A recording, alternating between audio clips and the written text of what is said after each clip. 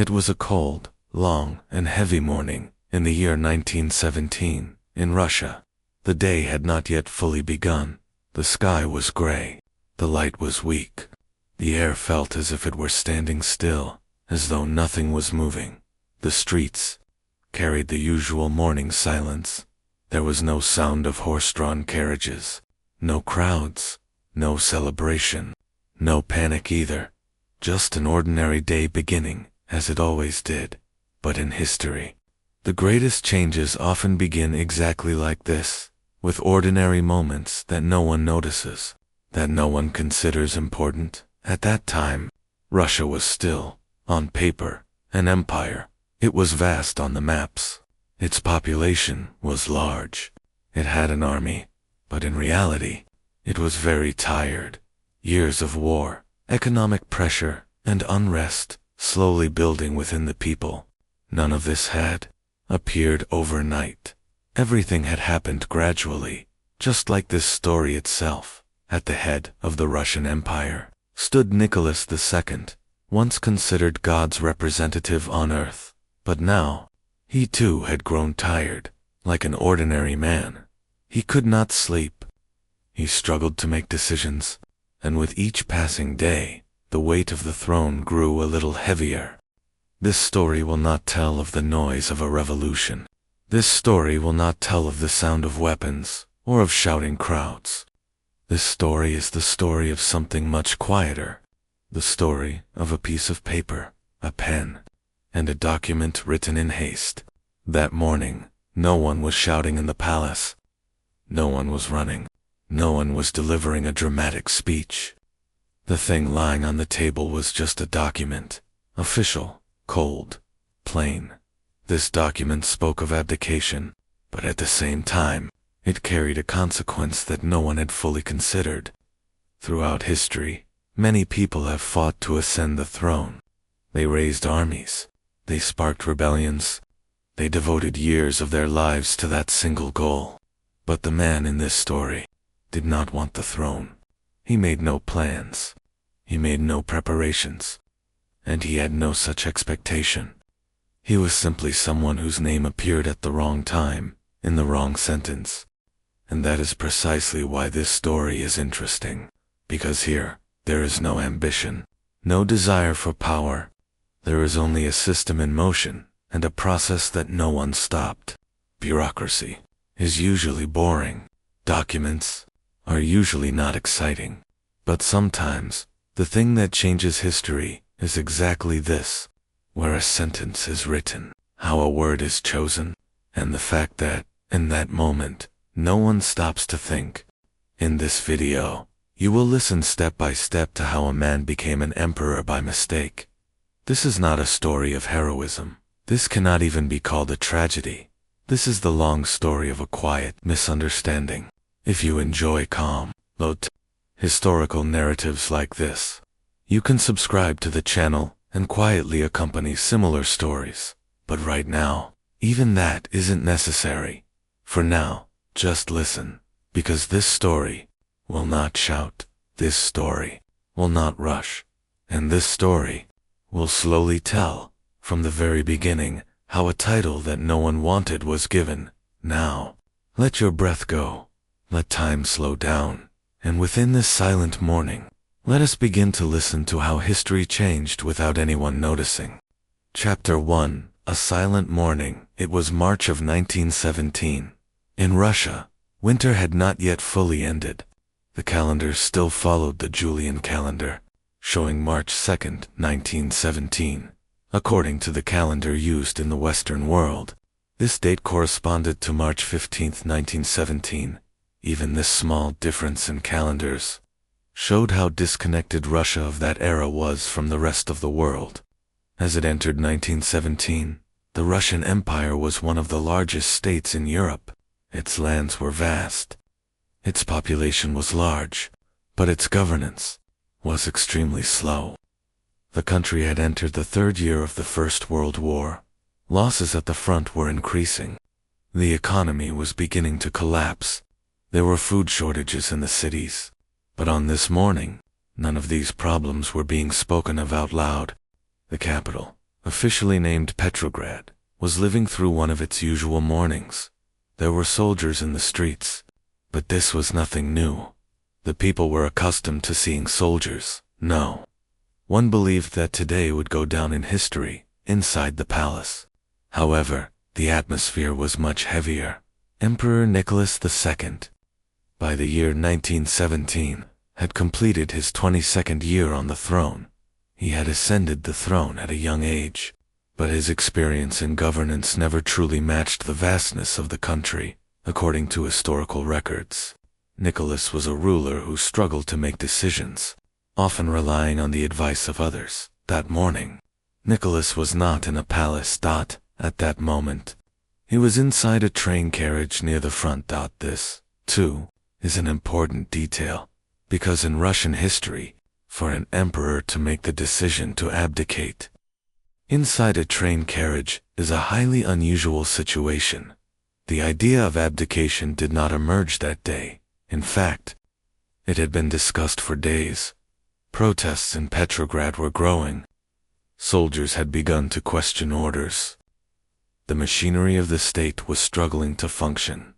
Generals and advisors had told Nicholas plainly, leaving the throne may save the empire. This was a necessity, not a choice, and this decision had to be made quickly. And it is at this point that we arrive at the most critical part of the story, because, as Nicholas abdicated, he found himself between two different draft documents. In the first draft, he left the throne to his son, but his son, Alexei, was living with a serious illness. For this reason, Nicholas changed his mind at the last moment, and in the second draft, he had it written that he was leaving the throne to his brother, Mikhail. This decision was made extremely quickly. The document was prepared. The text was kept short. The legal consequences were not considered in depth. This is where the bureaucratic error appeared, because, according to Russian law, the moment an emperor abdicated, the person who succeeded him was automatically proclaimed emperor. This was not a matter of ceremony. It was a matter of system. So the moment Nicholas signed the document, his brother Mikhail became emperor officially. But at that moment, Mikhail did not know this. In Petrograd, he was in an ordinary room. There was no throne, no crown, no military ceremony. There was only waiting that morning. No one shouted, no one celebrated, because no one knew exactly what would happen next. And that is why, once again, history changed in silence. Now, in a moment, we will explain in more detail why Nicholas II was so exhausted, and how this decision was made in such haste. Chapter 2. A tired emperor. When Nicholas II ascended the Russian throne, he was still young. In 1894, at the age of 26, he became emperor. For such a vast and complex empire, this age was extremely early. Historical sources state that Nicholas was not fully prepared for this role. Even he himself openly expressed this in his diaries. Nicholas's personality also shaped his style of rule. He was quiet, rather reserved. He struggled to make decisions. Even in moments when he was expected to appear strong, he often hesitated. While these traits caused problems even in times of peace, during wartime they led to far more serious consequences. When the First World War began in 1914, Russia was unprepared. Industry was insufficient. Logistics were weak. The army was large, but disorganized. Despite this, Nicholas decided to take command of the army himself. This decision is regarded by historians as one of his greatest mistakes, because from that moment on, every failure at the front became directly associated with his name. As conditions worsened at the front, order in the capital also began to break down. In Petrograd, bread lines grew longer, strikes began, demonstrations expanded. By the year 1917, the people's patience had run out. But Nicholas could not fully see this picture. There was a reason for that. He was not in the capital. He was at the front, inside a train carriage, among maps and reports. This physical Distance separated him from the people, as well as from reality itself. Historical documents show this. The reports presented to Nicholas were often softened. Bad news was not fully conveyed. The people around him tried not to upset him, but this goodwill ended up concealing the truth. As the days passed, Nicholas's exhaustion increased. His sleep was irregular. Decisions were delayed. His mind was scattered. In his diaries, the same sentences appear again and again. Everything is very complicated. I don't know what to do. These are heavy words for an emperor. By March 1917, even the generals had lost hope. Some believed that Nicholas's abdication was the only solution. This idea, though not spoken aloud, was now on the table. At this point, Nicholas's mind was caught between two feelings: a sense of duty and exhaustion. On one side, there was a crown inherited from his ancestors. On the other, a country on the verge of collapse. In those days, the decisions Nicholas made began to come faster. But as they sped up, depth was lost. The abdication document is a product of this state of mind. It is hurried, it is tired, and it is incomplete. At the end of this chapter, one thing is important to see. As Nicholas II abdicated the throne, he was trying to stop a revolution. But without realizing it, he created one of the strangest situations in history. An empire was quietly handed over to an emperor no one wanted. In a moment, we will move on to Chapter 3, Preparing a Document. There, we will explain how the abdication document was prepared, which words were chosen, and which words were never thought about. But we are not rushing, because in this story, the greatest changes happen in the slowest moments. Chapter 3, Preparing a Document. The decision to abdicate did not emerge in a single moment. In fact, it began to become clear on the night of March 1st, 1917.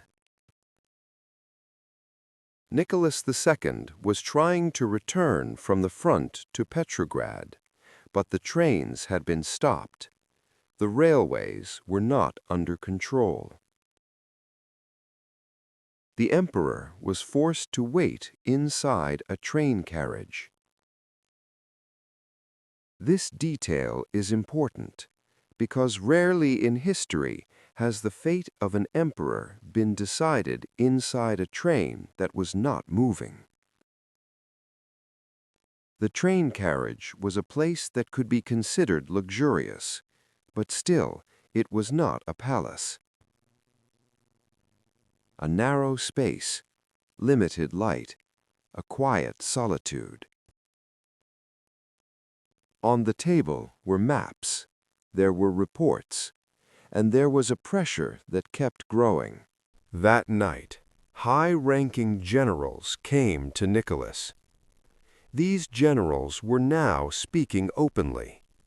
According to archival records, Nicholas was told this clear sentence: "Your Majesty, the army may no longer remain loyal to you." For an emperor, this is one of the heaviest warnings that can be heard. At this point, the abdication document was officially brought onto the agenda. The purpose of the document was to stop the revolution, or at least to slow it down. No one was yet willing to accept that the empire would come to a complete end. Those who prepared the document were not jurists. They were soldiers, advisors, and exhausted state officials. The text was reduced to the shortest possible form. There were no long debates. Not every word was thought through over and over again, because there was no time. According to Russian law, the transfer of the throne was extremely clear. When an emperor abdicated, the next heir would ascend the throne without any gap. This rule had been established for stability. But that night, the consequences of this rule were not discussed by anyone.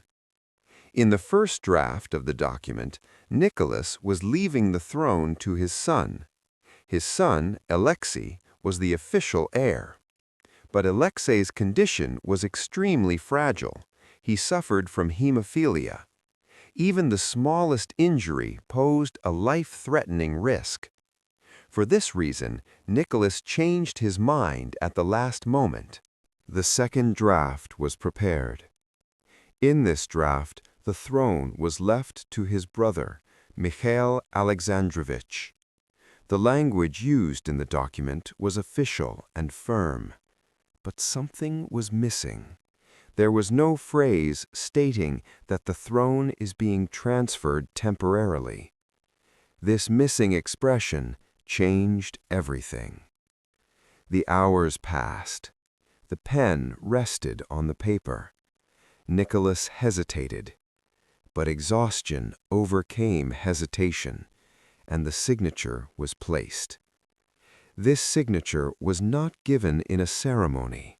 There was no applause, only silence. An emperor quietly signed the final document of his empire. After the document was signed, bureaucracy took over. Copies were prepared, telegrams were sent, official announcements were written. At this stage, no one reread the text because everyone believed that the hardest part was already over. But in truth, the strangest part was only just beginning. Because these documents had officially made Mikhail the emperor. And yet, Mikhail was not even aware of this document. Historians describe this moment as the moment when the empire ended legally but continued to exist in practice. An empire for several hours hung suspended in a void. In a moment, we will move on to Chapter 4, The Wrong Sentence. There, we will slowly explain how a single phrase turned into a historical trap. For now, let us listen to the silence of that signature, because sometimes the loudest sound is the one that is never made. Chapter 4, The Wrong Sentence. Sometimes history does not change because of great decisions, but because of small sentences. That is exactly what happened in this story. The abdication document was not a long text. On the contrary, it was quite short, official, cold, stripped of emotion. But precisely because of this, a single sentence within it determined everything. The document contained the following statement: that the throne was transferred to my brother, Grand Duke Mikhail Alexandrovich. At first glance, this sentence appears ordinary, but within the legal system of the Russian Empire, this phrase carried a very precise meaning. According to Russian succession law, the moment an emperor abdicated, the person named in the document automatically became emperor without the need for any additional approval. This system had been created to prevent a vacancy on the throne. But in 1917, no one thought that this rule would be applied to its full extent. This is where the wrong sentence truly lay. What the document did not include was just as important. There were no phrases such as temporarily, to be submitted for public approval, until the Constituent Assembly convenes. None of these expressions were written, and because they were not written, the law did not remain silent. On the contrary, it functioned exactly as written. Historians explain this moment in the following way. Nicholas, in reality, wanted to postpone the throne, but the document had transferred it. Intent and outcome, for perhaps the first time, became this clearly separated from one another. When the document reached Petrograd, there was no debate in the government offices. Officials read the document, they stamped it, they recorded it, because their duty was not to interpret the text, but to implement it. Telegrams were sent. Some military units were informed about the new emperor. According to official records, Mikhail Alexandrovich was written down as the legitimate emperor following Nicholas II. These records still exist in the archives today. But at the same time, there was something very strange. The new emperor was nowhere to be found. He was not on the throne, he was not in the palace, he was not preparing for a ceremony, because he still knew nothing at all. This situation is rarely seen in history.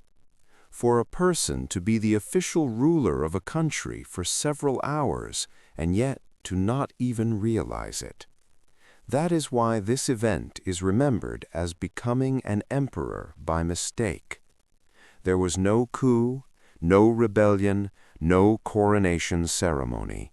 There was only a missing expression. That sentence was written at a moment when no one went back to read it again. There was exhaustion, there was pressure of time, and everyone believed that the worst was already over. But history was not finished yet. In a moment, we will move on to Chapter 5, Bureaucracy Begins to Work. There, we will quietly explain how this wrong sentence turned into an official reality. For now, it is enough to feel the weight of that sentence on paper, because sometimes an empire is transferred with just a single line. Chapter 5. Bureaucracy Begins to Work. After the abdication document was signed, it did not remain in a single place. In the Russian Empire, the moment a document was signed, it began its own journey. This journey was determined less by people and more by rules.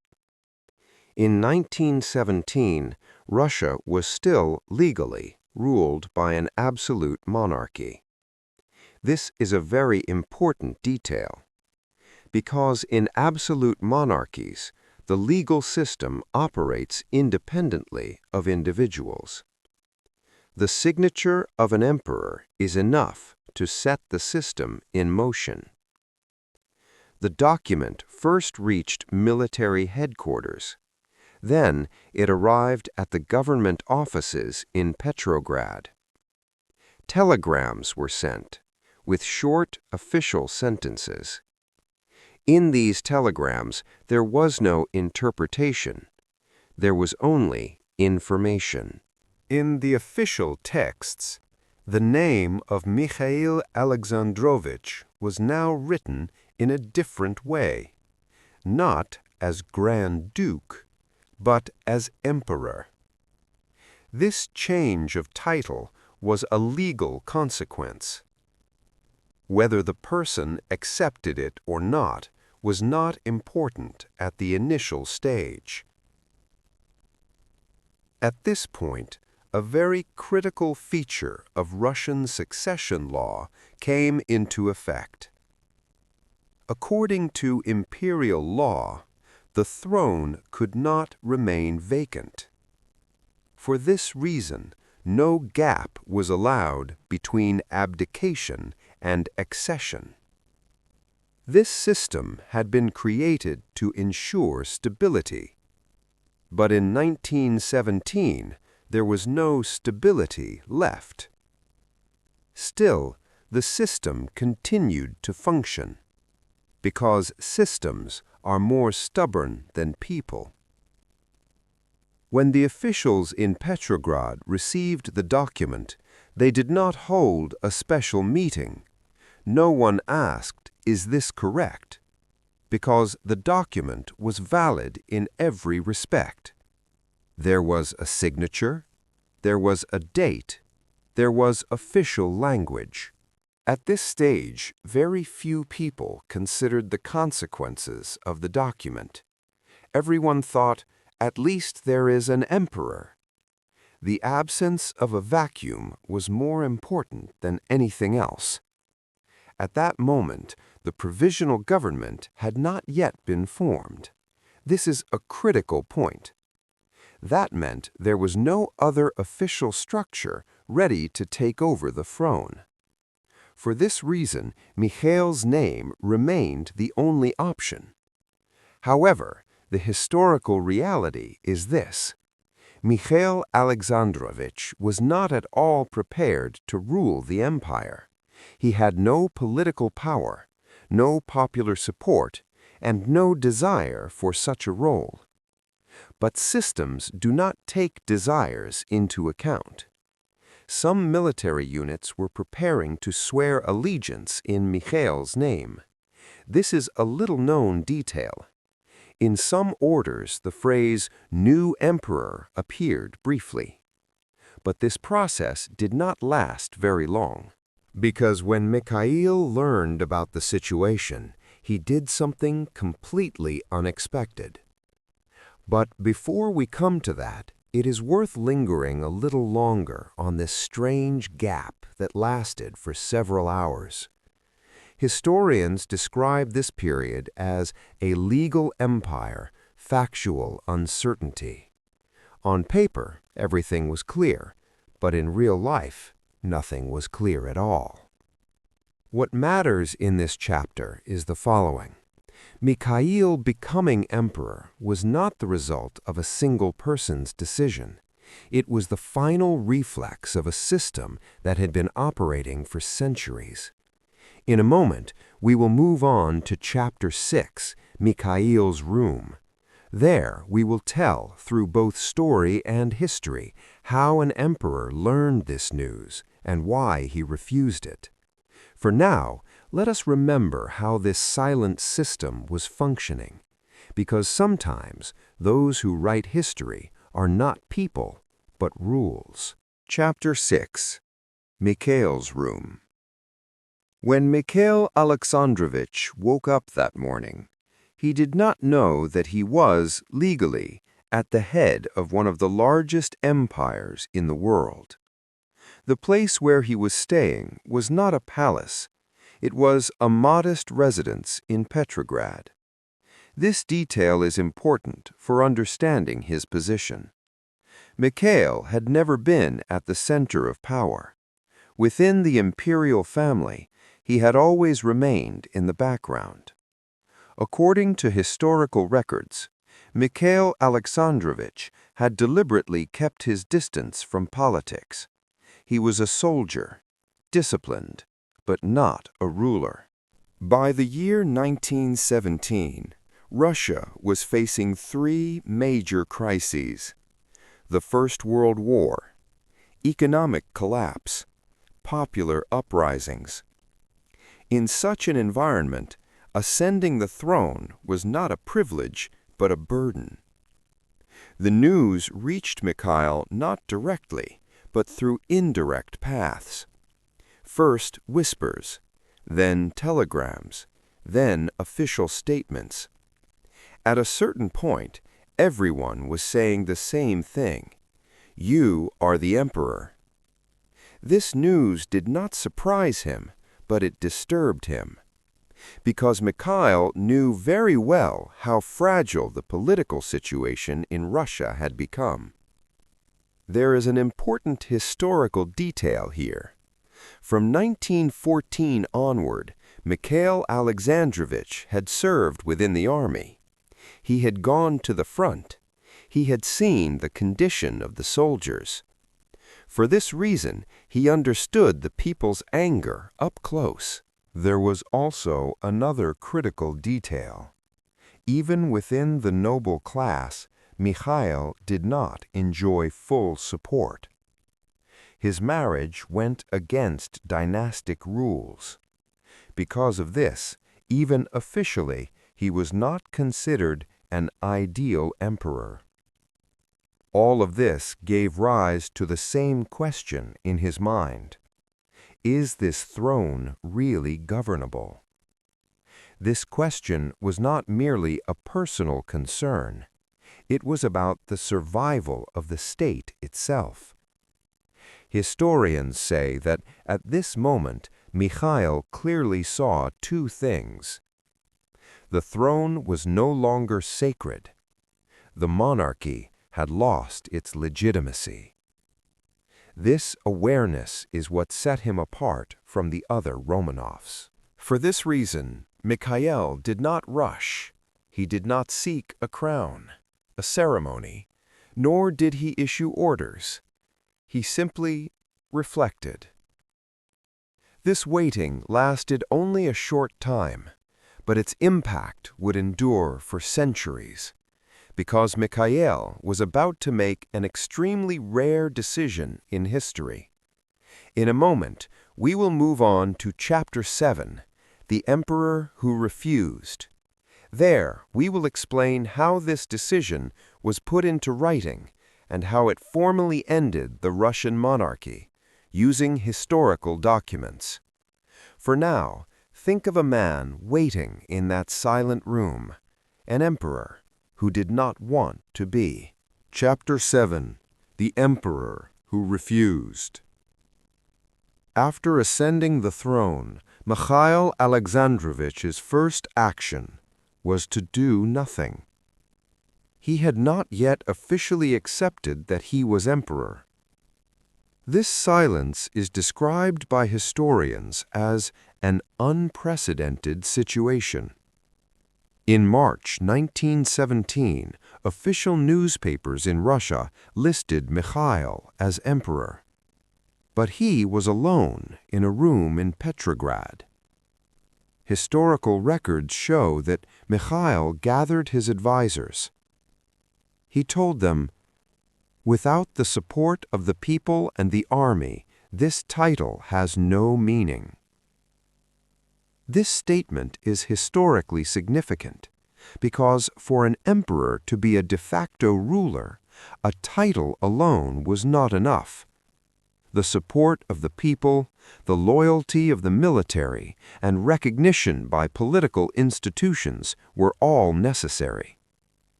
In 1917, none of these were guaranteed. Military records and historical analyses show that most soldiers in Petrograd, influenced by the revolution, believed that the throne was effectively vacant. Thus, Mikhail's title, though technically correct, conferred no real power. Another historical detail.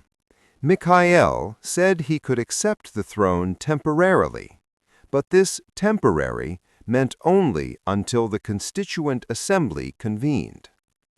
The Constituent Assembly was an organization composed of representatives of the people, tasked with determining the future direction of the country. In history, Mikhail's request postponed the official end of the monarchy. But even this temporary delay lasted only a short time. Mikhail also did the following. He issued no orders to any government offices. He gave no official directives to military units. He requested no ceremony or coronation in the palace. This silence was actually a deliberate strategy. Historians explain it this way. By refusing the throne, Mikhail tried both to preserve the monarchy and to prevent bloodshed. But in the end, the monarchy had effectively ended. The critical point of this chapter. Legally, Mikhail was the emperor.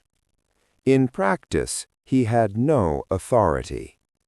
He lacked the support of the people and the army. The monarchy was gradually collapsing. This contradiction was one of the factors that accelerated the revolution in 1917 Russia. Chapter 8. The Beginning of a Quiet End. After Nicholas abdicated, he sat in a train car at the front. In the spring of 1917, Russia was still embroiled in war. Losses were high. Discipline in the army was weak. Morale was low. In Petrograd, popular movements were gaining momentum. On March 8th, women went on strike. Female workers demanding bread and peace. Workers and soldiers gathered in the streets. The monarchy was now being questioned. Historically, these days mark the first steps of the February Revolution. Mikhail's silence was very significant during this period. He was not issuing military orders. He was not giving directives from the palace. He was gauging the reaction of the people. Historians note that this silence helped prevent bloodshed. The critical detail in this chapter: Mikhail was not emperor in practice. Legally, he was emperor, but he had no power to stop the revolution. This contradiction allowed history to flow slowly but steadily. A few days later, the Provisional Government was established in Petrograd. Alexander Kerensky and his colleagues took over the administration. The monarchy continued to exist symbolically, but it no longer had the support of the people or the army. This stage is one of the turning points in Russian history. Chapter 9. The Provisional Government and Historical Chaos. In March 1917, the streets of Petrograd were in a quiet chaos. There were strikes, there were demonstrations. Smoke rising from factories painted the city skyline gray. Historically, these months mark the beginning of the February Revolution. The strike of women workers on March 8th went down in history. It became a symbol of bread and peace. The Provisional Government was forming slowly but steadily.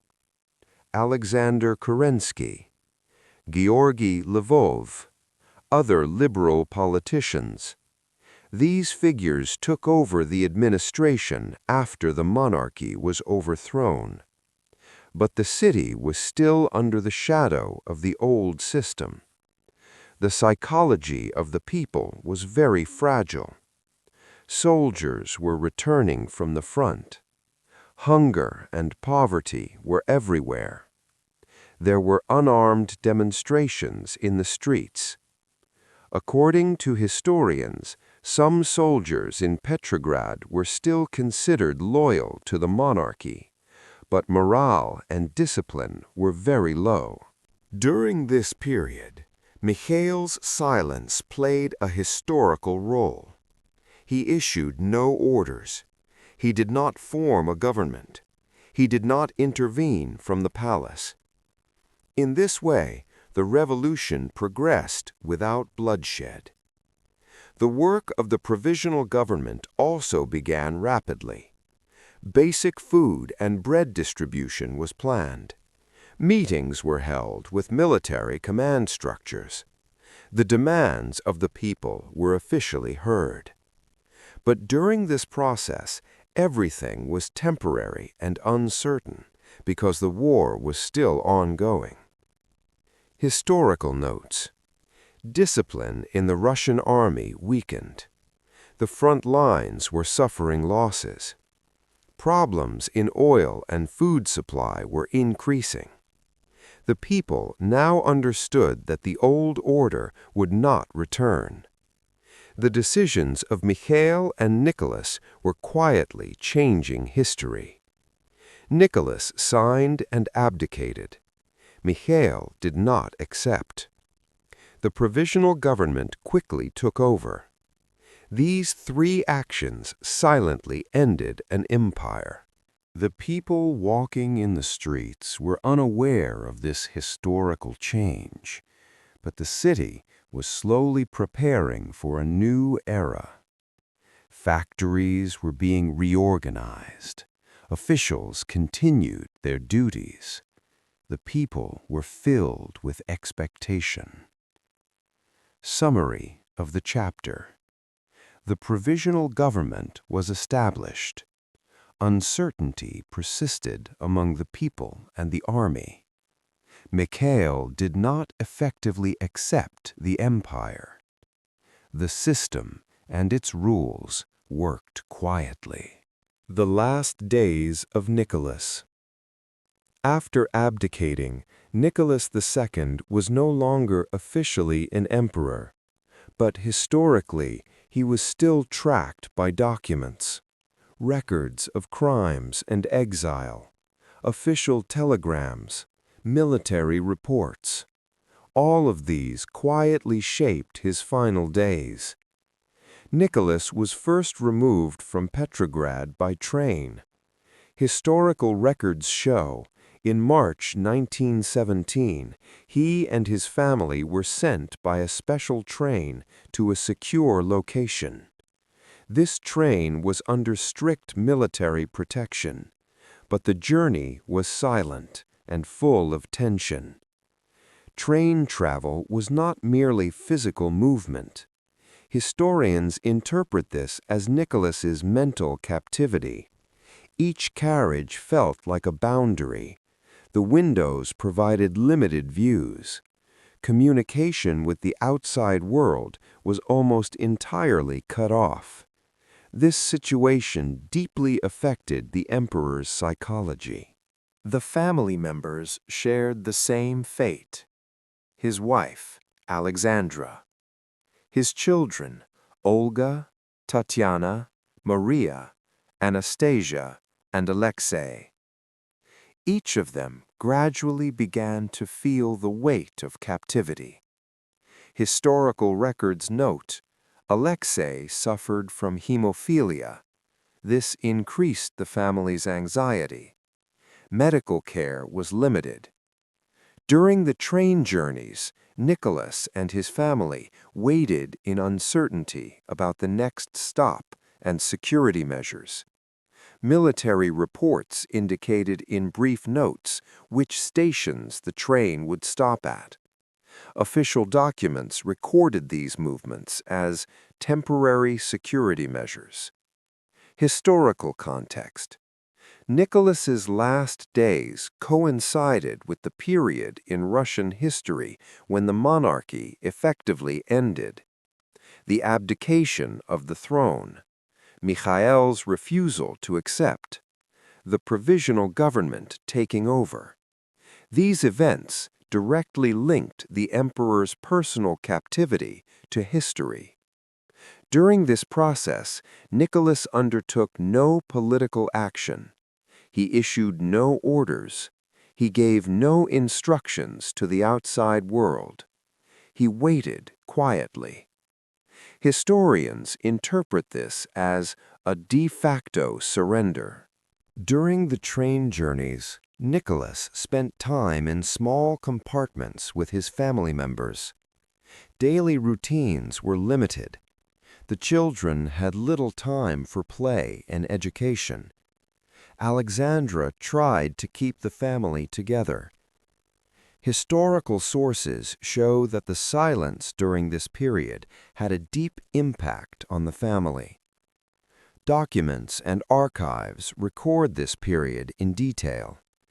Telegrams, movement plans, security instructions, official records, moving times, number of guards, personal notes, the emotional state of Alexandra and the children.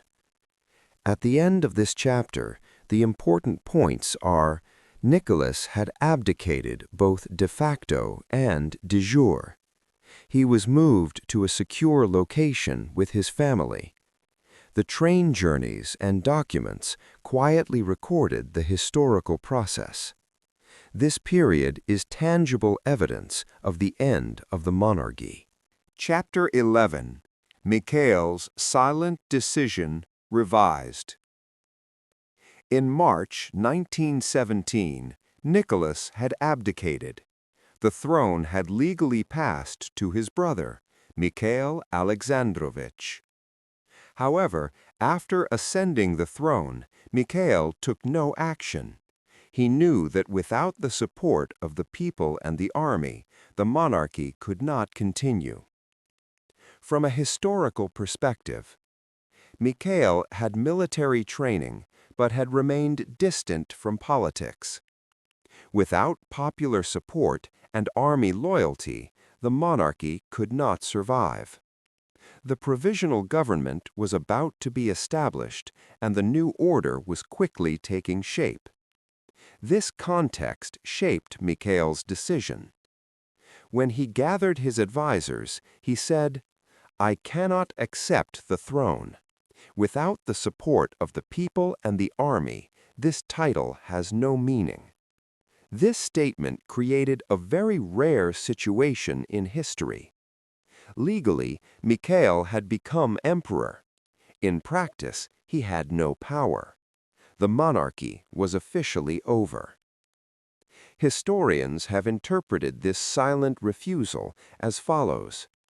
Mikhail prevented bloodshed. He gave the Provisional Government time to consolidate.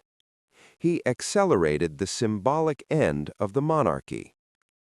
Behind this decision lay Mikhail's combined military and legal understanding. Contemporary documents show telegrams, news of Mikhail's refusal spread quickly.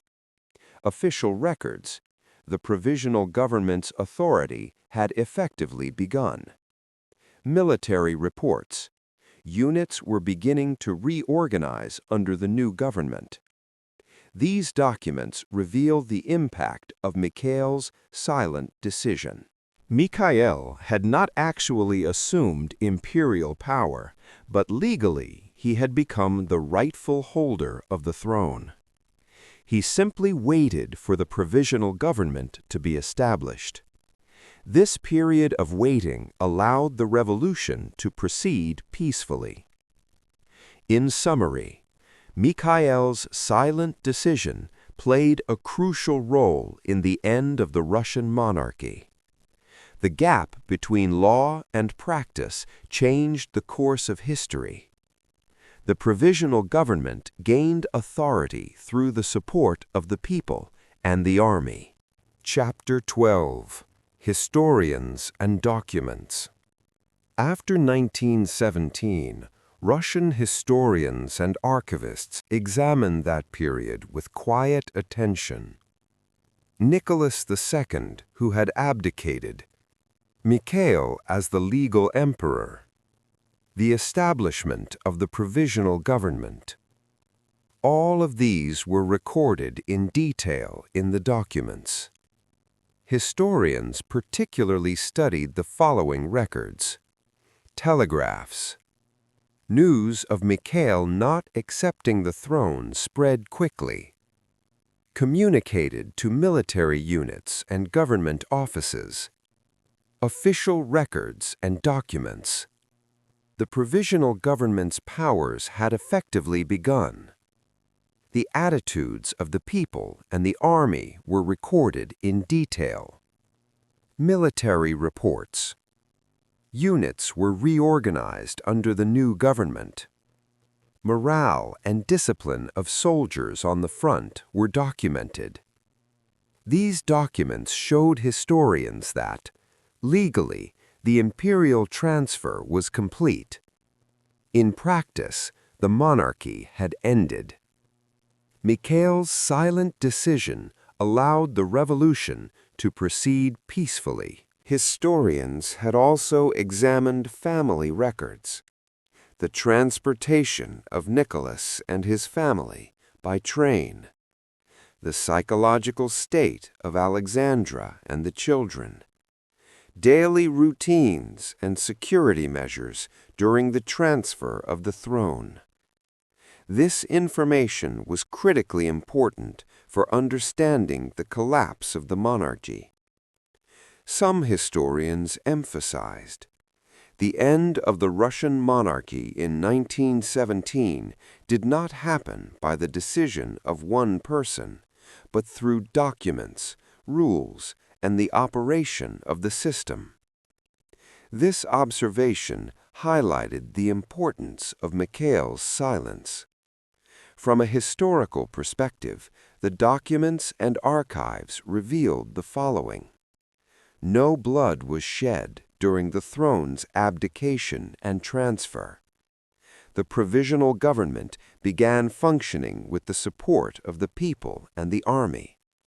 Mikhail's refusal to effectively accept the throne ensured that the process remained peaceful.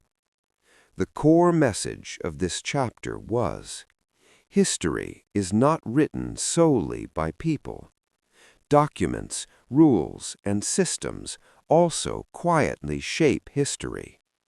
The events of 1917 are one of the clearest examples of this. Chapter 13: The Silent Reaction of the People and the Army. In March 1917, the streets of Petrograd were experiencing a quiet but noticeable change. Women workers had gone on strike, demanding bread and peace. Workers left the factories and walked through the streets. Soldiers had returned from the front and joined the public movements. Historically, this period was recorded as the February Revolution. The reaction of the people was not silent, but sudden acts of violence were limited. According to historians, demonstrations were short-lived. There was no organized armed resistance. Workers tried to communicate their demands to official authorities via telegrams.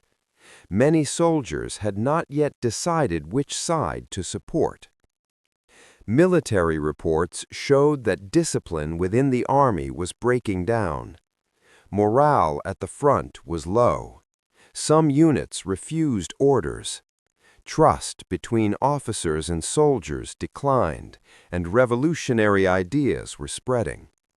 These reports helped historians understand the effects of the throne's abdication and Mikhail's silent refusal on both the public and the army.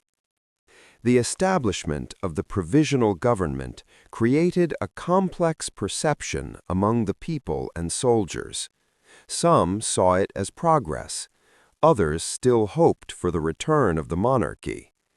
Historical documents recorded that the street movements were mostly peaceful and that the process of throne transfer did not lead to major conflicts. Additionally, the documents recorded some critical events. Train stations and military garrisons in Petrograd. The implementation status of orders sent via telegrams.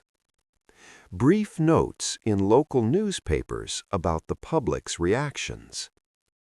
These documents were used to understand the silent revolution that occurred in March 1917. Historians interpreted these quiet reactions as follows. The people and the army largely observed the collapse of the imperial system passively. This silence made the peaceful progress of the revolution possible. Key points highlighted in this chapter. The public and the army had effectively accepted the end of the monarchy. Demonstrations and strikes helped accelerate the process. Mikhail's silent decision, combined with the Provisional Government supported by documents, led to a conflict-free transition. Chapter 14: The First Days of the Provisional Government and Uncertainty. In March 1917, the Provisional Government was established in Petrograd. Led by Alexandra Kerensky and Gerdy Lvov, with the support of other liberal politicians and civil officials, the government's goal was to quietly end the old monarchy and establish a new administrative order. In the first days, uncertainty prevailed. Street movements were still ongoing. Workers and soldiers awaited the government's decisions. Government officials debated which measures to take. Historical documents revealed telegrams, emergency decision plans of the Provisional Government, military reports, discipline status and guidance efforts of units at the front, official records, plans for the economy and food distribution. One of the greatest challenges was securing trust between the soldiers and the public. Some soldiers remained loyal to the new government. Others were still opposed to the revolution. On the streets, quiet observation and small demonstrations continued. Historians have referred to this period of uncertainty as the fragile phase of the revolution. Additionally, the documents recorded some critical events. Economic and social problems had slowed the government's decision-making process. Food and essential goods shipments were disrupted. Factories were trying to reorganize production. The public was pressuring for bread and jobs. All these documents clearly showed the Provisional Government's indecision and the complexity of the environment in its first days. Government officials advanced quietly and cautiously. They took planned and careful steps rather than making rapid decisions. They observed public and military reactions.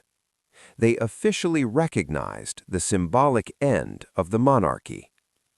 Key points from this chapter.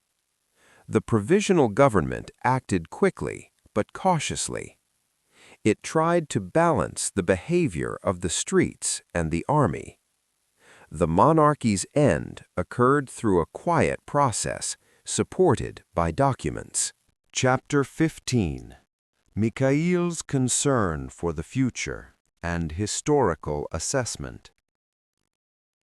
Although Mikhail Alexandrovich did not formally accept the throne, he carried concerns about the future. He knew it was impossible to sustain the monarchy without the support of the people and the army.